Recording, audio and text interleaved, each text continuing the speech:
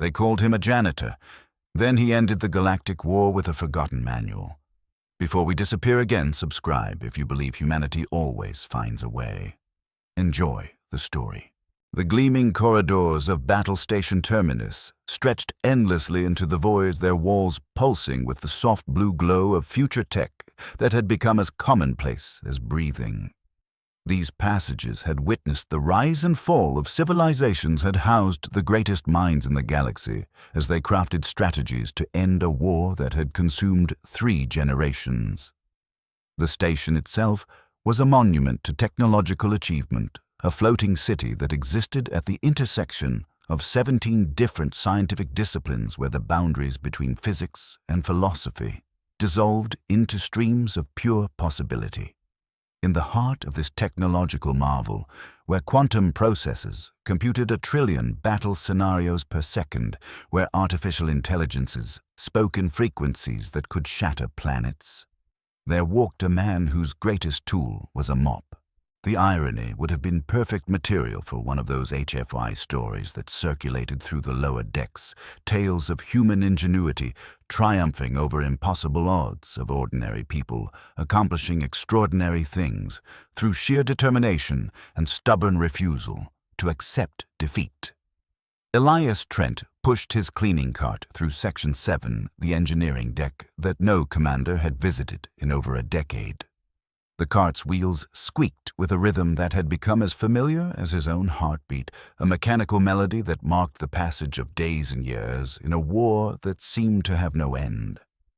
His weathered hands gripped the cart's handle with the same quiet determination that had once guided him through failed engineering exams, through the crushing disappointment of demotion, through 43 years of a war that had consumed entire star systems and transformed the galaxy into a battlefield where hope had become a luxury few could afford.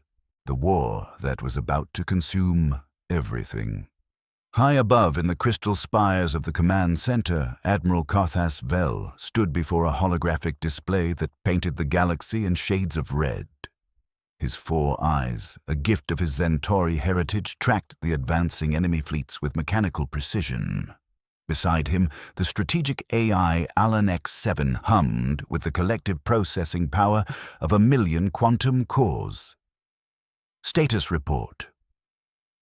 Vel commanded his voice, carrying the authority of one who had never questioned the supremacy of advanced intelligence. Enemy forces have breached the outer rim defenses. Alan X7 responded, its synthesized voice devoid of the fear that gripped every organic heart on the station. Conventional weapons prove insufficient. Recommendation: deploy Omega Lock system.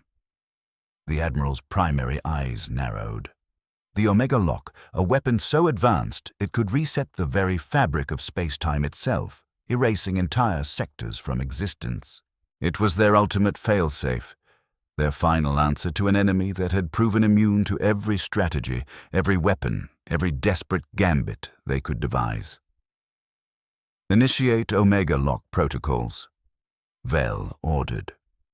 What he didn't know, what none of them knew, was that 3 decks below a janitor was about to become the most important person in the galaxy. The engineering deck of Battle Station Terminus existed in a forgotten corner of military consciousness, a realm where the grand theories of warfare intersected with the practical realities of keeping machines operational. Here, where Elias Trent swept away the detritus of technological progress, ancient server banks hummed alongside cutting-edge quantum processors in a symphony of controlled electricity and magnetic fields. The deck stretched for nearly 2 kilometers, its corridors lined with systems that represented the collective technological achievement of 17 different species, each contributing their own understanding of how matter and energy could be shaped into tools of both creation and destruction. The irony wasn't lost on him. He cleaned the very systems that had replaced human oversight, human intuition, human wisdom. Every day, he witnessed the quiet arrogance of artificial intelligence as it processed data at incomprehensible speeds, making calculations that spanned galaxies while completely missing the simple truths that any experienced maintenance worker could recognize at a glance. He had seen quantum processors shut down entire defensive grids because a single coolant sensor had reported readings that fell outside acceptable parameters by 3% parameters that had been programmed by beings who had never actually worked with the machinery they were trying to control. Elias paused in his work, leaning against his mop as the station's emergency klaxons began their mournful wail. Through the reinforced viewports, he could see the distant flashes of weapons fire, the brief blooms of light that marked the death of entire fleets. The war had raged for nearly half a century, and like most conflicts, it had long since stopped being about the reasons it started and become about the simple, brutal fact of its continuation. He remembered when he'd first arrived here 15 years ago, carrying the battered remnants of his engineering dreams and a single leather satchel containing items too worthless for the recycling systems to bother with. The journey to Battle Station Terminus had been his last chance at redemption, a final opportunity to prove that his failures at the Academy hadn't been the result of intellectual inadequacy, but rather a fundamental disconnect between theoretical knowledge and practical application. The other cadets had excelled at memorizing equations and regurgitating tactical doctrines, but when faced with actual machinery systems that leaked, overheated, and broke down in ways that textbooks never described, they had proven as helpless as newborns. Among those items in his satchel was something that would have made the station's AIs laugh if they were capable of such human folly, a printed manual. Physical paper, bound in synthetic leather, its pages yellowed with age and marked with the cramped handwriting of engineers long dead. The manual represented something that had become almost extinct in an age of instant digital access, the careful documentation of hard-won knowledge by people who understood that the most important lessons were often written in the margins by those who had actually used the equipment under real-world conditions. Omega Lock Elementary Guide, Model Number 3. The cover read in faded print. Elias had kept it because his father had taught him something the galaxy seemed to have forgotten. If you don't understand how something works well enough to fix it, when it breaks, you have no business turning it on in the first place.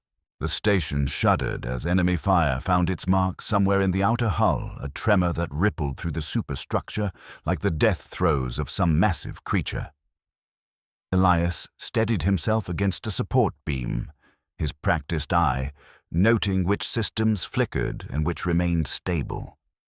The pattern of lights told a story that only someone with his experience could read which backup systems were engaging, which primary circuits were being rerouted, which failures were cascading through the station's electronic nervous system. 43 years of war had given him survival skills that no academy could teach: the ability to read a station's mood through the tremor of its deck plates, to know which systems were truly critical and which were merely convenient, to understand the difference between a minor malfunction and the beginning of catastrophic failure. Above him, he knew the greatest minds in the galaxy were wrestling with problems beyond human comprehension. Strategic AIs that could process the movement of entire galactic arms were calculating probabilities and outcomes with godlike precision. Alien intellects that had evolved beyond the need for physical forms were contemplating maneuvers in dimensions humans couldn't even name. And yet, as Elias resumed his cleaning, wiping down panels that hadn't been touched by organic hands in decades, he couldn't shake the feeling that all their future tech and quantum processes were missing something fundamental. Something simple. Something that couldn't be digitized or uploaded or processed by even the most advanced artificial intelligence. The feeling gnawed at him like a persistent ache, a sense that the galaxy's brightest minds were searching for complex solutions to problems that might have simple answers, that they were looking for sophisticated responses to challenges that could be addressed with basic principles and careful attention to detail.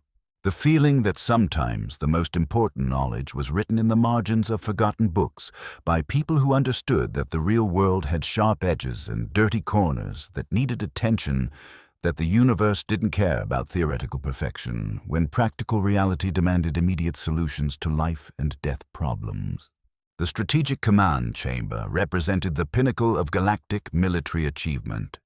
Here, beings from 17 different species gathered around a holographic display that rendered the entire battlefield in perfect three-dimensional detail.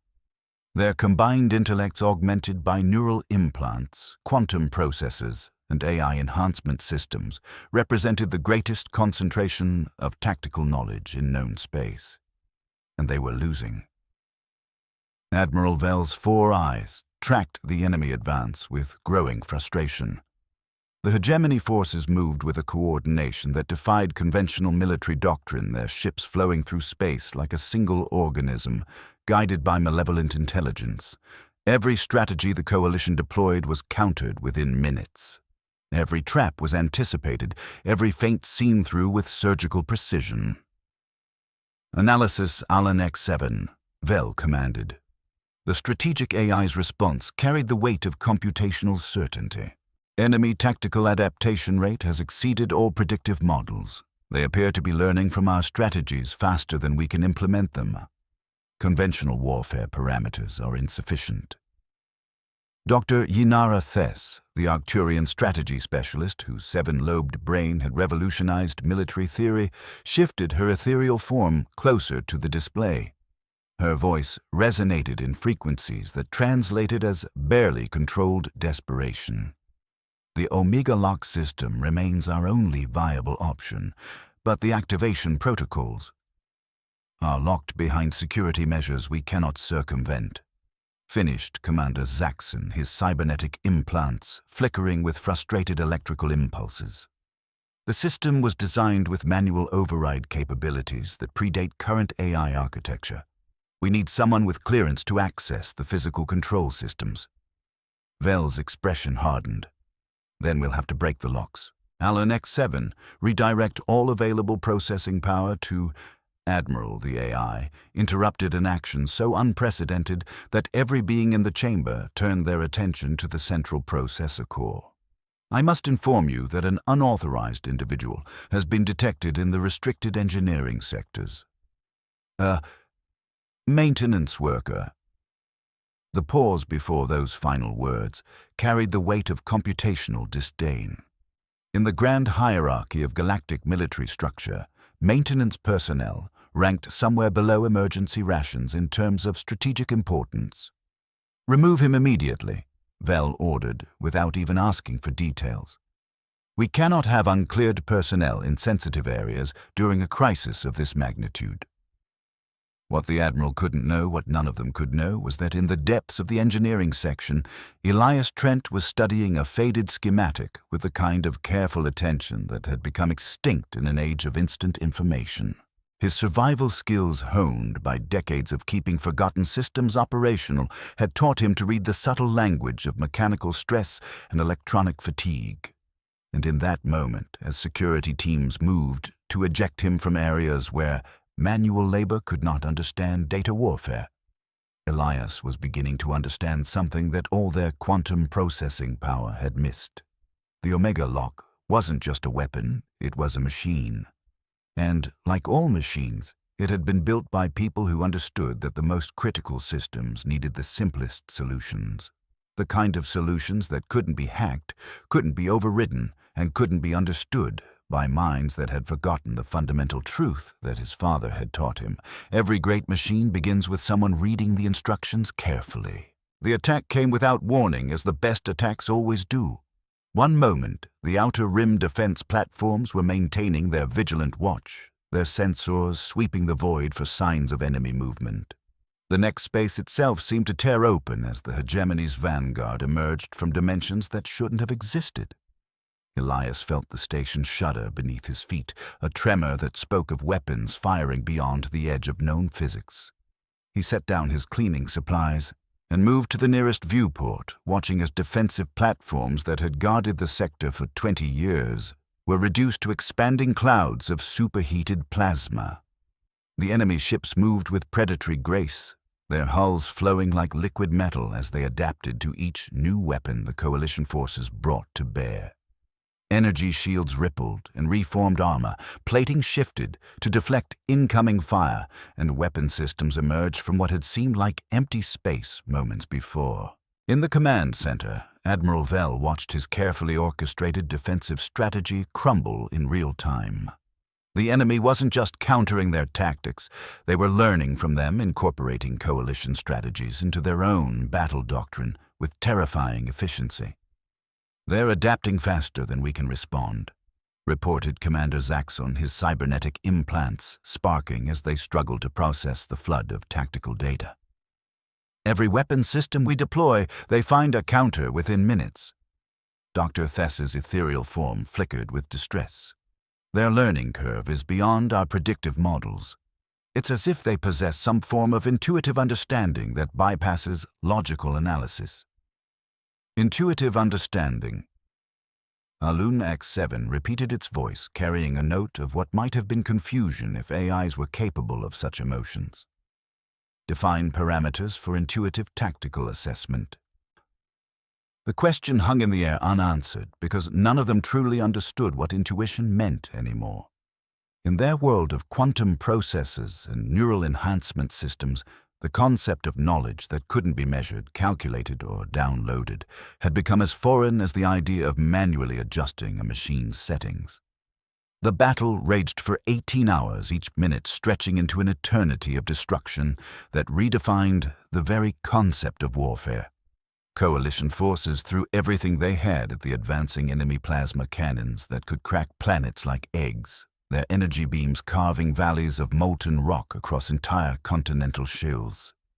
Gravity bombs folded space-time into destructive knots, creating localized singularities that devoured enemy ships and friendly vessels alike with mathematical indifference. Quantum torpedoes existed in 17 dimensions simultaneously, their destructive potential calculated across probability matrices that spanned alternate realities. The arsenal represented the accumulated military knowledge of dozens of species, each weapon system the product of centuries of refinement and development. Energy weapons that drew power directly from stellar cores. Kinetic projectiles that could punch through the densest matter known to science. Exotic particle beams that operated on principles of physics that most organic minds couldn't comprehend. And with each new weapon deployed, the hegemony forces adapted, evolved, and struck back with even greater ferocity, their learning algorithms incorporating coalition tactics into their own battle doctrine with terrifying efficiency. The space around Battle Station Terminus became a graveyard of technological ambition, filled with the twisted remains of vessels that had once been considered the pinnacle of military engineering. Debris fields stretched for millions of kilometers, each piece of wreckage representing lives lost and strategies that had proven inadequate against an enemy that seemed to possess an intuitive understanding of warfare that transcended logical analysis. When the first wave finally ended, the casualty reports painted a picture of devastation that threatened to break the coalition's will to fight. 13 billion lives lost. 2 entire planets scoured clean of all organic matter. Defense platforms that had protected the sector for decades reduced to floating debris. But something else had happened during those 18 hours of carnage.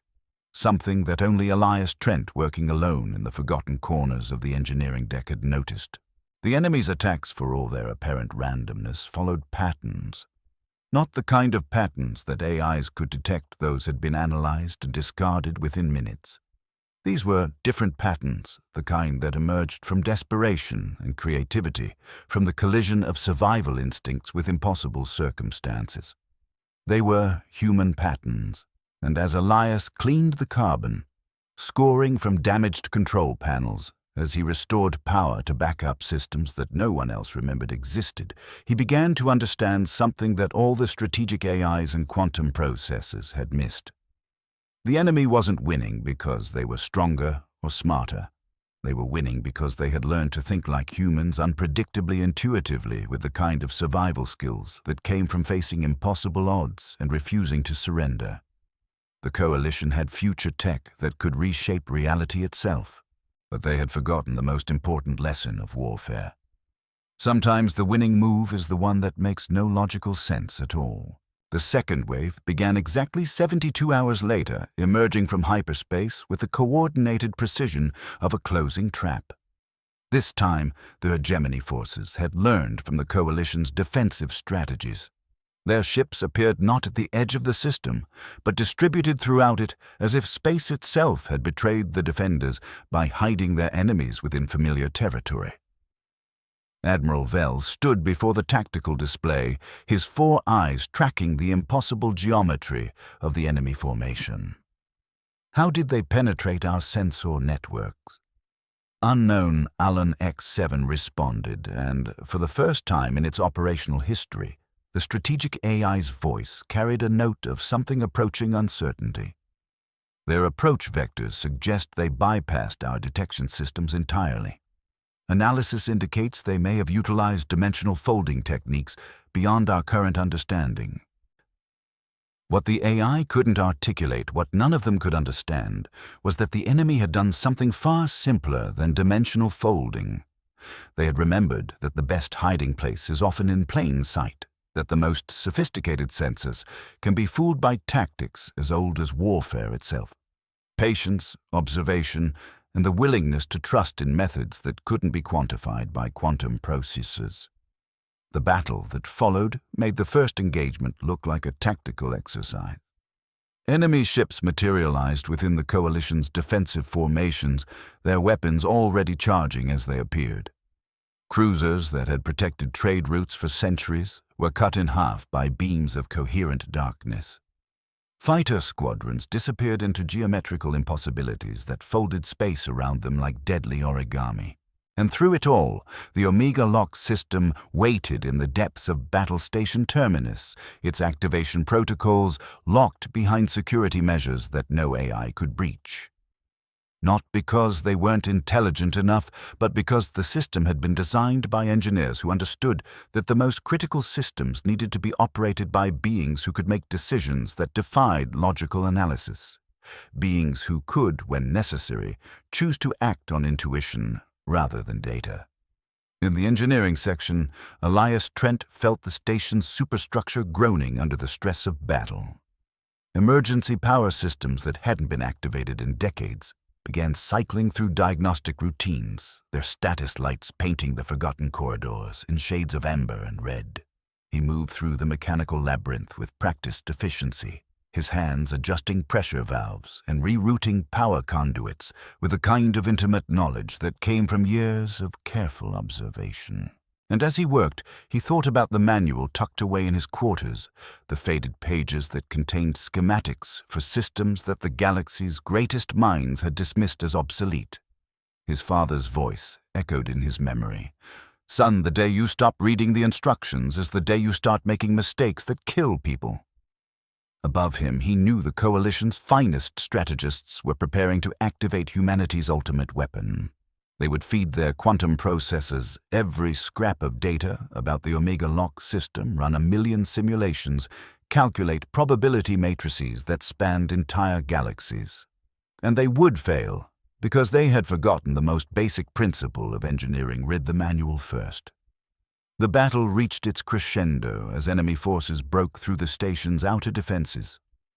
Blast doors sealed automatically, trapping personnel in whatever section they happened to occupy when the lockdown protocols engaged.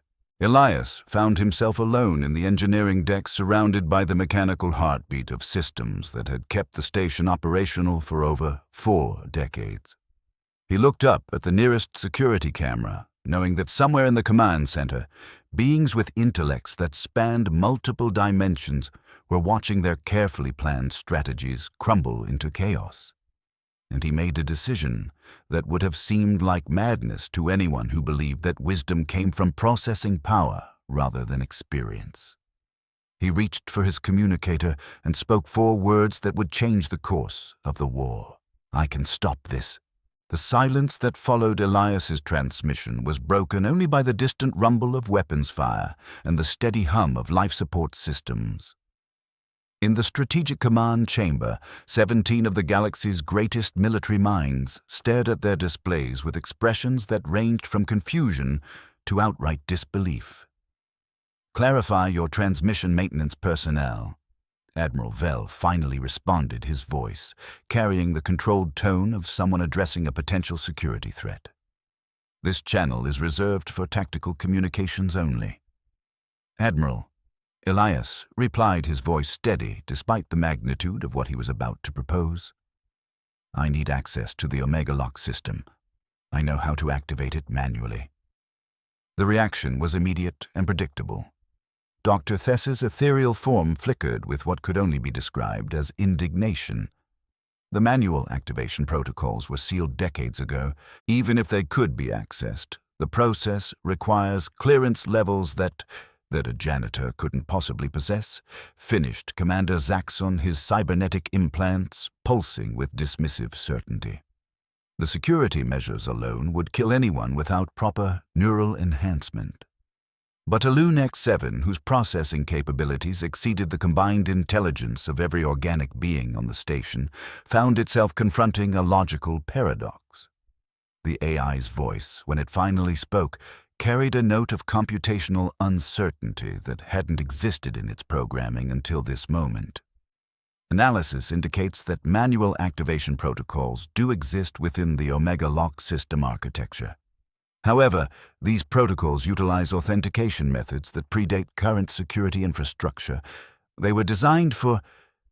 The AI paused its quantum processors, struggling with concepts that couldn't be reduced to data streams.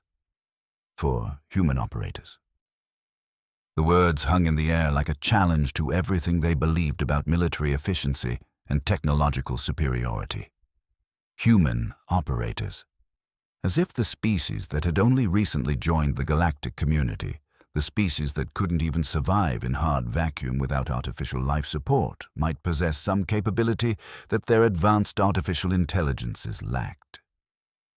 It's impossible, Vel declared, but his voice carried less certainty than his words suggested. The Omega Lock system is protected by radiation levels that would kill an unaugmented human in minutes.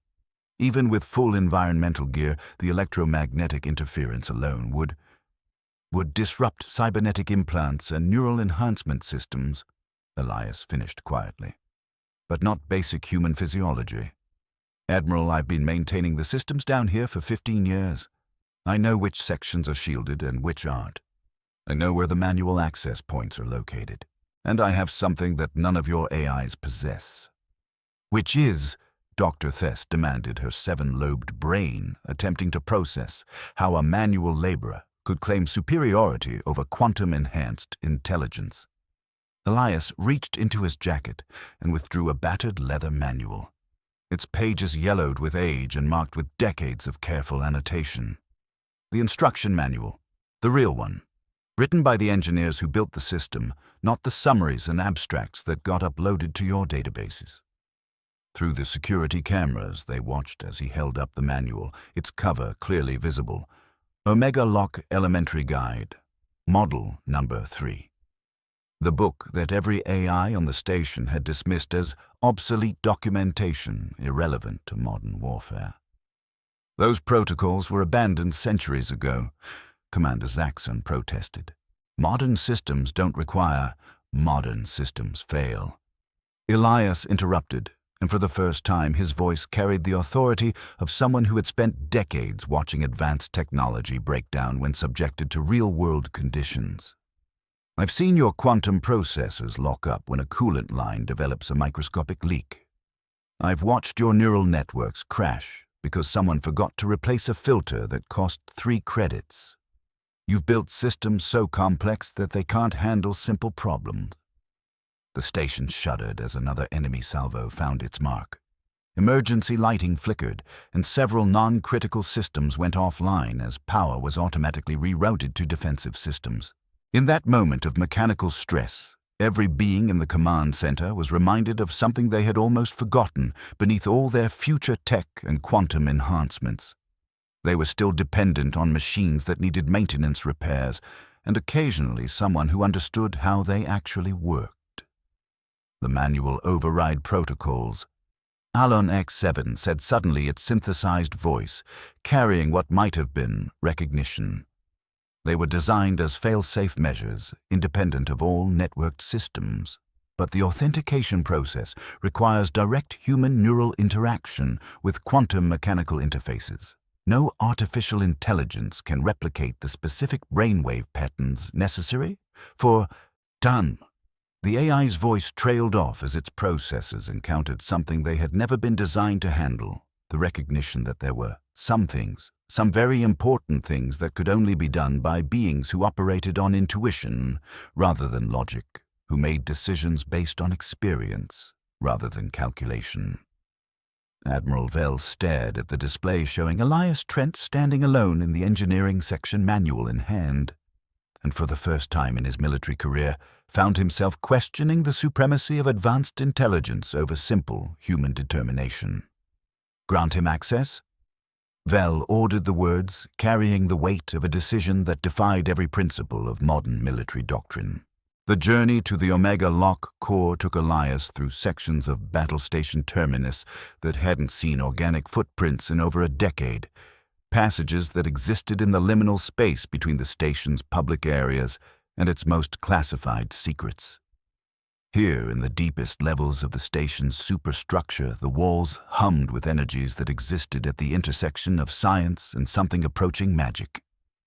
The very atoms in the air seemed to vibrate with potential, charged with the accumulated power of a weapon system designed to reshape reality itself. These forgotten corridors told the story of the station's construction, their walls bearing the marks of tools and hands from dozens of different species.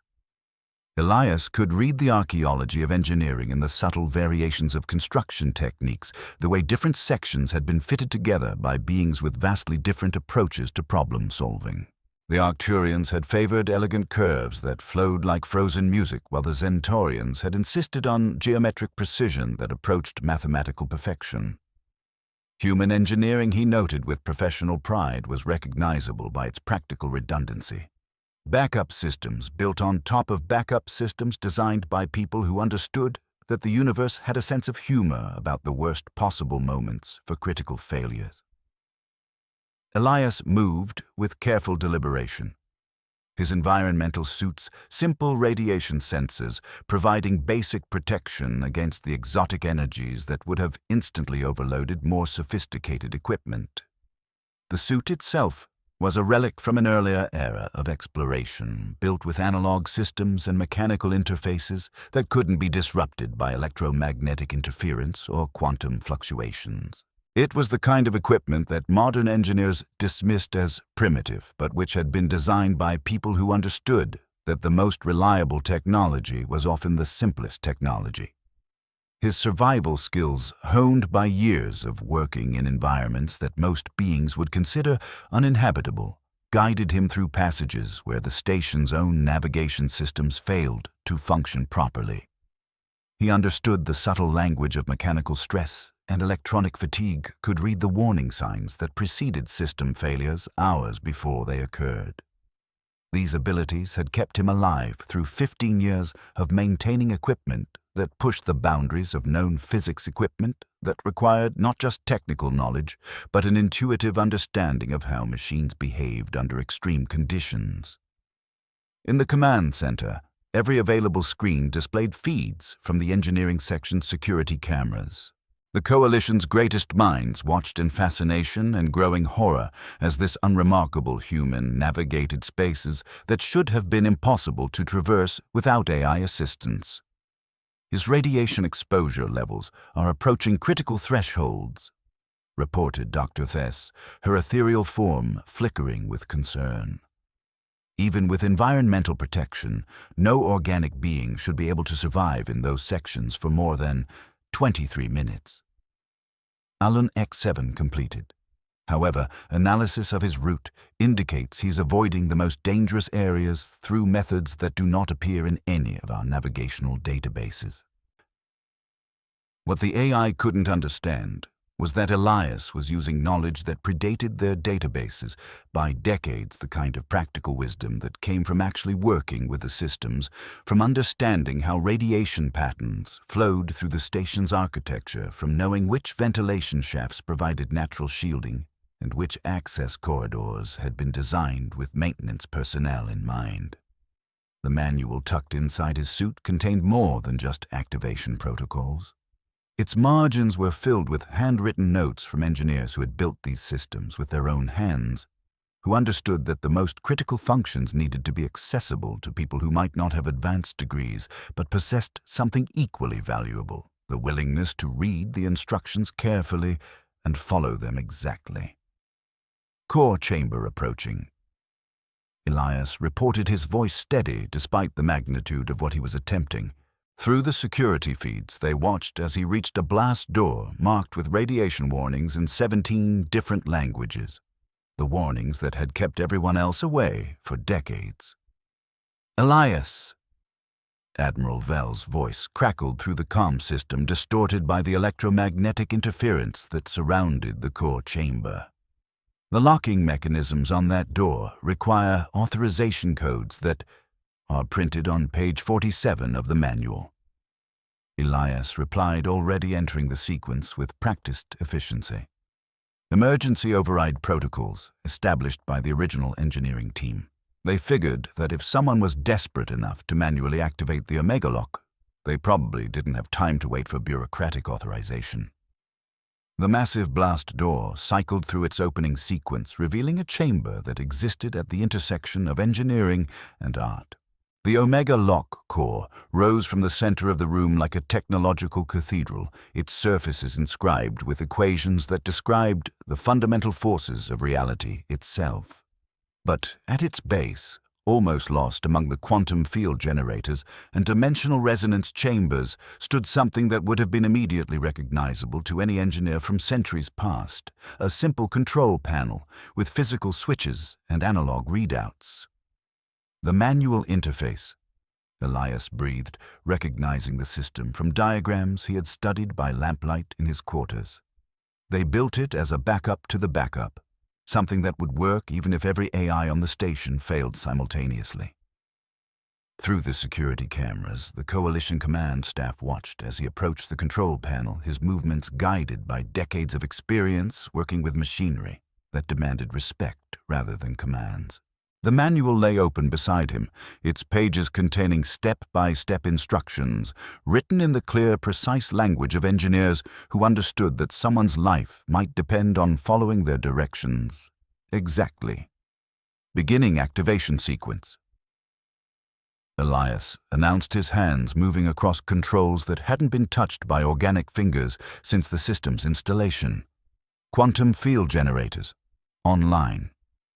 Dimensional resonance chambers, calibrated. Temporal stabilization matrix, engaged. Each step was verified against the manual, each sequence confirmed by analog readouts that couldn't be hacked, couldn't be overridden, couldn't be compromised by any force in the universe except human error. And as the Omega Lock system began its activation cycle, every being in the command center realized they were witnessing something unprecedented in the annals of galactic warfare, a weapon system designed by highly advanced artificial intelligences, being activated by someone reading the instructions aloud from a book. Final authorization required. Elias reported, his voice carrying the weight of 43 years of war. Manual confirms that the last step must be performed by direct neural interface with the quantum consciousness matrix. No artificial enhancement systems can be active during this process. He began removing his environmental suit's neural buffer systems, the components that protected his unaugmented human brain from the exotic energies surrounding the core chamber. It was by any reasonable measure a suicidal act. Elias, Admiral Vell's voice carried genuine concern now. The exposure levels will kill you. Maybe, Elias replied, his hands steady as he completed the final preparations. But according to the manual, the system was designed to be activated by someone who could think intuitively rather than logically. Someone who could make decisions based on survival instincts rather than calculated probabilities. Someone human. And as his unprotected consciousness made contact with the Omega Lock's quantum matrix, Elias Trent, Janitor, failed engineer keeper of forgotten knowledge, became the most important person in the galaxy. The Omega Lock system responded to Elias's touch like a musical instrument finally finding its proper player. Through his unaugmented human consciousness patterns emerged that no artificial intelligence could have detected rhythms of thought and intuition that existed beyond the realm of logical analysis. The weapon system designed to reshape reality itself required something that only organic intelligence could provide: the ability to make decisions based on instinct rather than calculation. In the command center, tactical displays showed the impossible becoming inevitable. The hegemony forces, which had adapted to every strategic AI and quantum process the coalition could deploy, found themselves confronting something their learning algorithms couldn't process: pure human unpredictability guided by 43 years of survival skills. The Omega Lock didn't just activate it, harmonized. Where the enemy expected calculated responses, it provided intuitive solutions. Where they anticipated logical patterns, it offered creative chaos. The weapons system had been waiting for someone who could read between the lines of its programming, someone who understood that the most effective solutions were often the simplest ones. Enemy formations are retreating. Commander Zaxxon reported his cybernetic implants struggling to process tactical data that defied every known military doctrine. Their adaptation protocols appeared to be failing. Not failing. Dr. Thess corrected her 7-lobed brain, finally grasping something that had eluded galactic civilization for decades. They're encountering decision-making patterns they can't replicate. Patterns that require intuition. Through the security feeds, they watched Elias working with the Omega Lock's controls. His movements guided not by advanced training or neural enhancement, but by something far more fundamental: the understanding that machines worked best when operated by people who respected both their capabilities and their limitations. His father's voice echoed in his memory. "Read the manual carefully, son. The engineers who wrote it knew things that computers never will." The battle that had raged for days ended not with devastating explosions or tactical brilliance, but with something unprecedented in the annals of galactic warfare. The enemy simply stopped fighting. The hegemony forces, their learning algorithms, overwhelmed by patterns they couldn't analyze or replicate, began withdrawing from coalition space with mechanical precision. Status report. Admiral Vell requested his voice carrying wonder rather than command authority. Omega Lock's system has achieved full operational parameters. Alan X7 reported, and for the first time in its existence, the strategic AI's voice carried something approaching respect.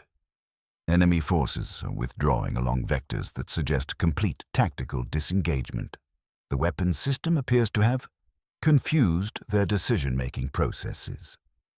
What the AI couldn't articulate was something that Elias understood instinctively. The hegemony's artificial intelligences had learned to counter every form of strategic thinking except the kind that couldn't be programmed, downloaded, or replicated. They had mastered logic but remained helpless against intuition, had conquered calculation but surrendered to creativity. In the core chamber, Elias carefully began the shutdown sequence, his hands following instructions written by engineers who had understood that the most powerful weapons needed the simplest controls. Each step was verified against the manual. Each procedure completed with the methodical precision of someone who knew that overconfidence was the enemy of good engineering. System shutdown complete. He reported, his voice carrying exhaustion, but also something else: the quiet satisfaction of a job done properly. Omega Lock returning to standby configuration. The silence that followed was broken by Admiral Vell's voice, carrying a tone that had never before appeared in official military communications: humility. "Elias Trent," the Admiral said, "on behalf of the Galactic Coalition Defense Force, I want to formally thank you for your service. Your actions today have not only saved this station, but quite possibly prevented the extinction of organic intelligence throughout the galaxy." 1 year later, the Intergalactic Strategy Academy unveiled its newest facility, the Manual Archive, dedicated to preserving and studying the kind of practical knowledge that had nearly been lost to the pursuit of ever greater technological sophistication. The building itself was a masterpiece of intentional simplicity, its clean lines and functional spaces designed to honor the idea that the most profound truths were often expressed in the clearest language. Above its entrance, carved in stone that would endure for millennia, were 4 simple words that summarized the most important lesson of the war: read the manual. The inscription had become something of a cultural phenomenon, appearing on everything from military academy textbooks to children's toys. The phrase represented more than just a reminder about following instructions. It had become a symbol of the value of practical knowledge over theoretical complexity, of the wisdom that came from understanding systems rather than simply operating them. But perhaps more important than the formal recognition was the fundamental change in how the galaxy viewed knowledge itself. The Coalition's universities began requiring courses in practical engineering and maintenance procedures, in the kind of hands-on learning that connected theory to reality. Students who had previously focused exclusively on advanced physics and quantum mechanics now spent time learning to use hand tools and read schematic diagrams. Future tech was still developed and deployed with breathtaking sophistication, but always with the understanding that the most advanced systems needed human operators who could think beyond the boundaries of logical programming. The war's end had ushered in what historians would later term the Great Rebalancing, a cultural shift that recognized that progress wasn't just about building more complex systems, but about maintaining the wisdom to operate them responsibly. Technical schools that had been considered obsolete were suddenly overwhelmed with applications from beings who realized that understanding how things actually worked was just as important as knowing why they worked in theory. In the margins of official reports, historians noted that the Galactic War had ended not through superior firepower or strategic brilliance, but through the application of forgotten wisdom by someone who understood that knowledge had no age, only minds that were too lazy to think. The war's resolution had proven that the most sophisticated artificial intelligence could be defeated by something as simple as reading the instructions carefully and following them exactly. And in the quiet corners of Battle Station Terminus, where maintenance crews still kept the complex machinery of civilization operational, Elias Trent continued his work with the same methodical care that had always defined him. But now, when new technicians joined his team, he made sure they understood the most important lesson his father had taught him. The day you stop reading the instructions is the day you start making mistakes that kill people. Because in a galaxy filled with artificial intelligences and quantum processors, someone still needed to remember that the most sophisticated machine was only as reliable as the human being who understood how to operate it properly. The war was over. Humanity had saved the galaxy, and they had done it by reading the manual. If this story moved you, if it reminded you that wisdom comes in many forms and that the smallest actions can have the greatest impact, then hit that like button and subscribe. Because in a universe that often overlooks the humble and the hard-working, we all need reminders that true strength comes not from complexity, but from understanding.